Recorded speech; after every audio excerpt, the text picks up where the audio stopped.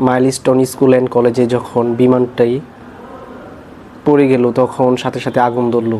তখন দুই বন্ধুর যে ভালোবাসা আজকে আপনাকে দিয়ে বলবো। এক বন্ধু ক্লাসরুমে ছিল এবং অন্য বন্ধু টিফিনের জন্য বাইরে সে লাঞ্চ খেতে গিয়েছিল। তো ওই টাইমে বিমানটা বিল্ডিংয়ে পড়ে এবং সাথে সাথে আগুন ধরে এবং সাথে সাথে সবাই ছোটাছুটি শুরু করে এবং আগুনের কারণে অনেকেই মারা যায়।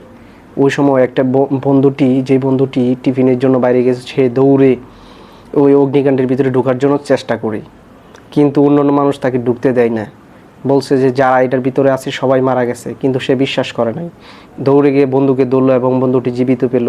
ওই বন্ধুটি বলল, যে বন্ধুটি মারা যাওয়ার অবস্থায়, সে বলল যে বন্ধু আমি জানতাম তুই আসবি। একটা মুচকি হাসি দিয়ে তার প্রাণটি তার কুলে চলে গেল।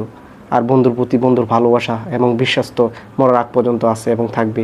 এরকম বন্ধু প্রত্যেকটি ঘরে ঘরে এবং প্রত্যেকটি স্কুল মহল্লায় যেন থাকে।